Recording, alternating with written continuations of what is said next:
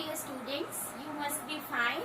Today we will discuss what will happen in Y question of central nervous system.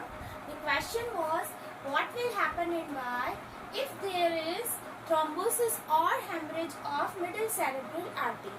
As you know, I have shown the arterial supply of the brain. In this, internal carotid artery is giving two branches. One is anterior cerebral artery and one is middle cerebral artery. And two sides of vertebral arteries unite to make basilar artery, which give further branches. In this diagram, anatomically it appears that there is lot of anastomosis between these arteries. But functionally these anastomoses are not working because of the equal pressure of both sides. So there is no collateral circulation, and when one artery gets thrombosed or there is rupture of the artery and leading to hemorrhage, there is no blood supply to the affected part. Even though the pressure is not equalized, still there is very little or no blood supply to the affected part.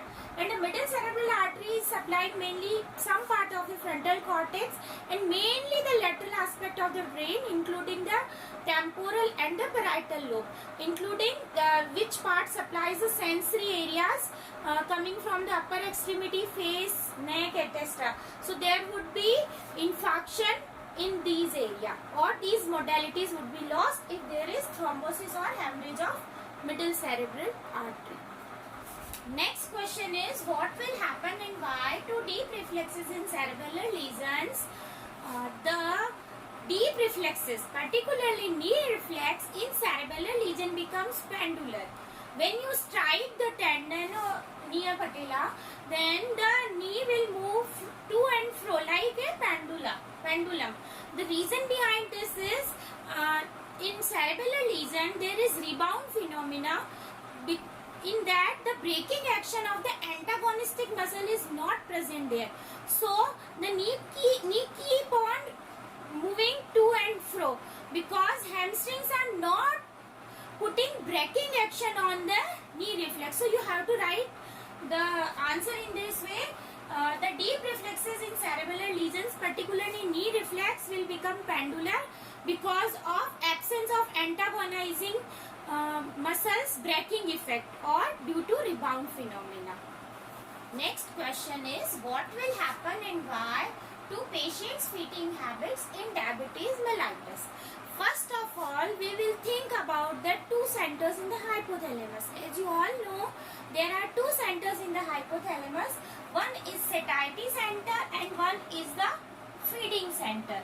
So this feeding center is kept in check by this satiety center all the time. But when the blood glucose level goes down, this satiety center's control is withdrawal and the feeding center gives stimulus for eating. Okay. But in diabetes mellitus, the glucose don't get entry into this satiety center because for this it needs insulin. In other part of the brain tissue, no insulin is required and the glucose is taken up easily without the help of insulin. But particularly in hypothalamus, satiety center, it needs insulin. And in diabetes mellitus, there is either lack of insulin or there is insulin resistance. So glucose is not getting entry into the satiety center. So it is not checking the feeding center. So there is polyphagia. The person keeps on eating and eating. Still there is weight loss. Despite hyperglycemia, there is increased appetite in diabetes mellitus. Next question is what will happen in Y if prefrontal lobe is accidentally damaged or removed. Basically, the prefrontal lobe is that part of area which lies anterior to the motor cortex. Previously it was thought that it was site of intelligence, but there was one interesting case in the history of medicine. One person known as Fiennes Gage accidentally pierced his prefrontal lobe. One iron rod pierced that skull part and he had some particular manifestation which was not loss of intelligence, but it was loss of social restraint and social behavior. There was indifference to the pain, there was disinhibited associated behavior, and social behavior would be very illogical. The person would not behave according to the social circumstance. There would be impaired judgment, there would be indifference to the pain, and even if there is some psychological conflict, the emotional turmoil associated with that conflict would not be there.